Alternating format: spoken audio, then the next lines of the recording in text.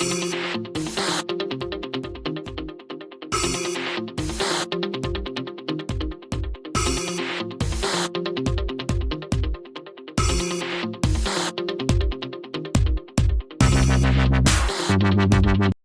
for Public Participation to GERD launches support hotline. Office of National for Coordination for Public Participation to GERD announced a 8,120 hotline effective today, encouraging every Ethiopian to send a short message to support and express their ideas in connection with the completion of the dam from September 2 to October 10, 2025. The National Council for Public Participation to the construction of GERD, together with Ethio Telecom, launched the hotline. The initiative will stay active for 33 days, from September 2 through October 10, 2025, encouraging every Ethiopian to send short message to a 8,120 to contribute starting from 5 bear, it was learned. During the occasion, Oregawi Burhe, Director General of the Office for the Coordination of GERD, noted the great sacrifice Ethiopians both from within and outside have made to complete the dam. Stating that the dam was built without any foreign help, Oregawi underscored that GERD is a model for any national projects in the future. The dam is similar to the victory of Adwa, which shattered colonial agreements, he said.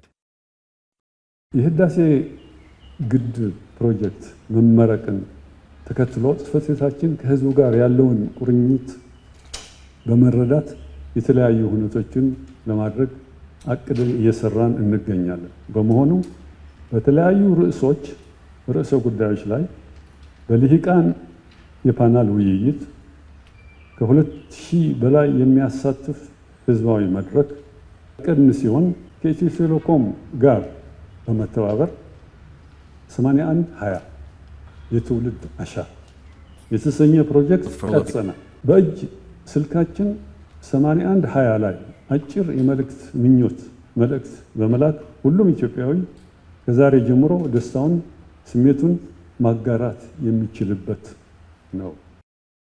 Chief Communication Officer at Ethio Telecom, stated that Telecom is proud to support this national project. The SMS support campaign brings Ethiopians together to celebrate the GERD.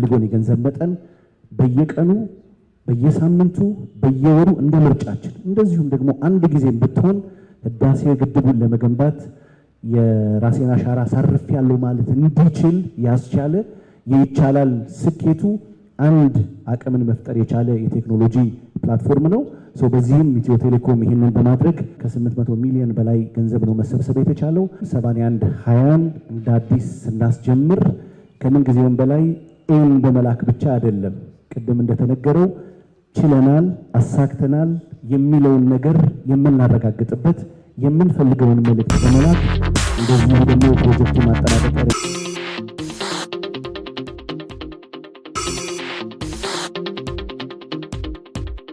Ustaz Jamal describes GERD as a historic achievement for Ethiopia.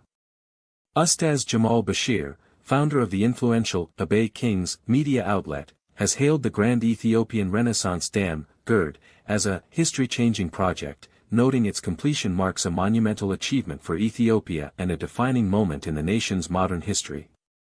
Ustaz Jamal highlighted that GERD is more than just a feat of engineering, it is a national symbol of resilience, unity, and ambition. This is not merely a dam, he said. It ነው በራሳችን ውሃ ላይ ሌሎችን ፍቀዱልን የምንልበት በጣም ታች የነበረ ሐሳብ ነበር። ይሄንን ድል ያረግንበት እና ከዚህ በኋላ ስለ ውሃው ሲታሰብ መጀመሪያ አመንጪዋ ሀገር ምን አገኘች ምን ይገባታል የሚለው ነገር ሁሉ የሚታሰብበት ነው። Represents the collective determination, sacrifices, and aspirations of the Ethiopian people. It is the dawn of a new era where Ethiopia begins to defeat poverty and chart a course toward sustainable development. Ustaz Jamal called the dam a victory forged by the sweat, blood, and financial sacrifices of ordinary Ethiopians. Ustaz Jamal also underlined that GERD not only fulfills Ethiopia's legitimate right to use its natural water resources but also challenges outdated colonial-era agreements that disproportionately benefited downstream countries. He further noted that GERD has opened a new chapter of potential cooperation and mutual benefit among basin countries. ላብ ደም ይሄ ሁሉ የተከፈለበት ነው ምንለው ከዚህ አኳያ ነው። While GERD is expected to generate over 6,000 megawatts of electricity, making it Africa's largest hydroelectric power plant, Ustaz Jamal highlighted that the dam's impact goes beyond energy production. He pointed to its potential in promoting large-scale fish production and its role in bolstering Ethiopia's economy by providing a stable energy supply for industry, agriculture, and domestic consumption. The GERD is a catalyst for broader national development, he said, adding that it serves as a model for future infrastructure projects. This is just the beginning. Ethiopia must now focus on constructing additional dams and maximizing the benefits of its vast water resources. He also praised the extraordinary national unity that fueled the dam's construction, achieved without significant foreign funding and through grassroots contributions. GERD has shown us what we can achieve when we stand together, he said. Now, we must channel that same spirit into other national endeavors. Concluding his remarks, Ustaz Jamal urged Ethiopians both at home and in the diaspora to continue supporting national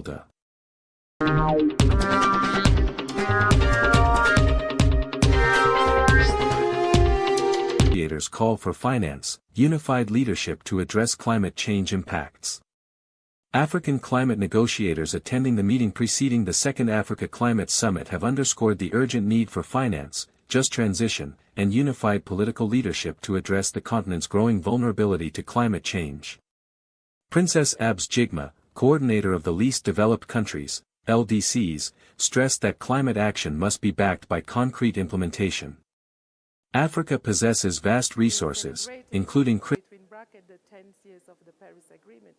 And allow me also to recall that 10 years ago I was in Ethiopia where we adopted the Addis Ababa Agenda of Action.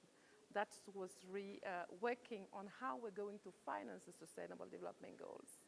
And just last month we were in Sevilla with the commitment of Sevilla,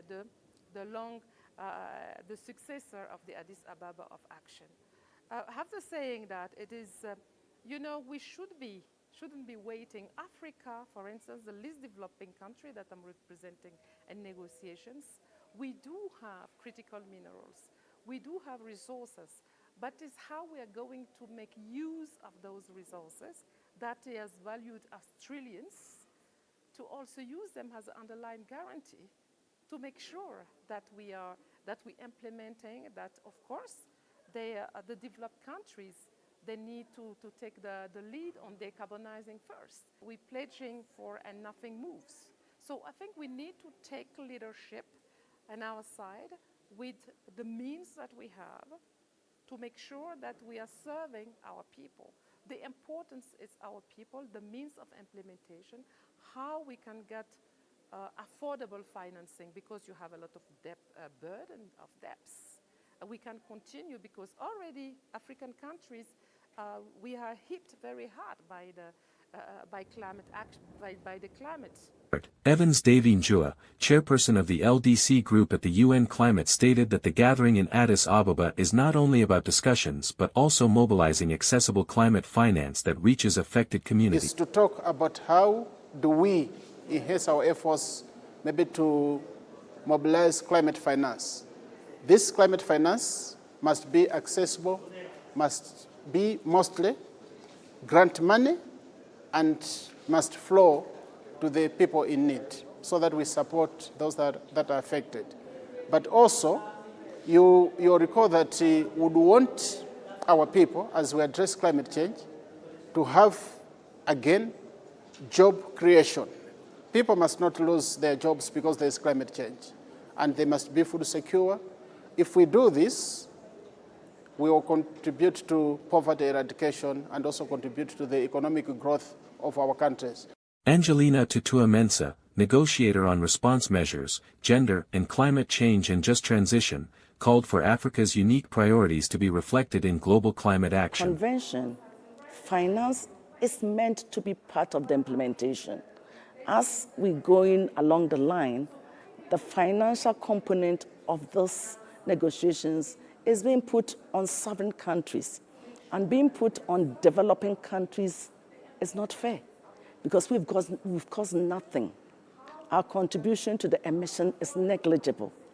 And therefore, if we need to make certain sacrifices, then we have to be compensated in various ways, including finance.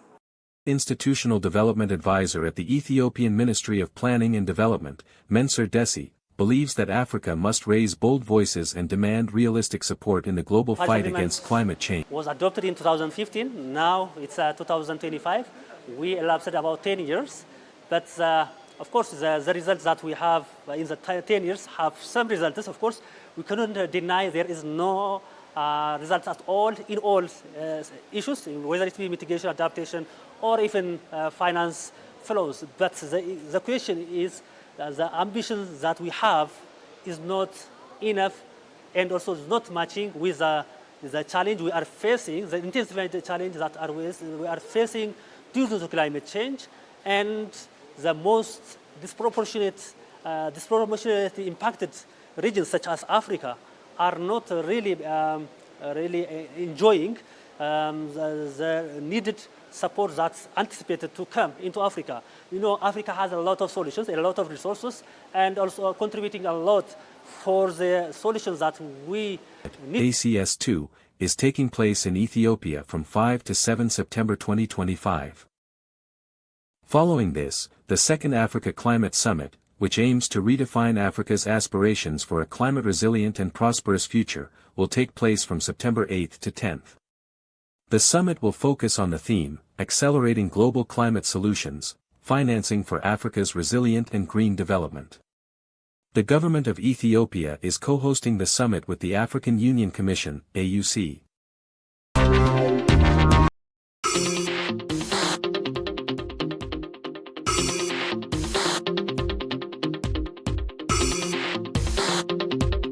Ethiopian artists perform New Year cultural show at Chinese Embassy. Artists drawn from Ras Theatre presented the famous Ethiopian New Year cultural song, Abeb Ayash, at the Chinese Embassy in Addis Ababa today in connection with upcoming Ethiopian New Year. The captivating song of Abeb Ayash, played by the artists, was part of a cultural exchange to strengthen people-to-people ties between Ethiopia and China. During the occasion, Ambassador Nebiyu Tedla, Director General for Public Diplomacy Affairs at Ethiopia's Ministry of Foreign Affairs, expressed his heartfelt appreciation for the event and the cultural exchange it fostered between the two peoples.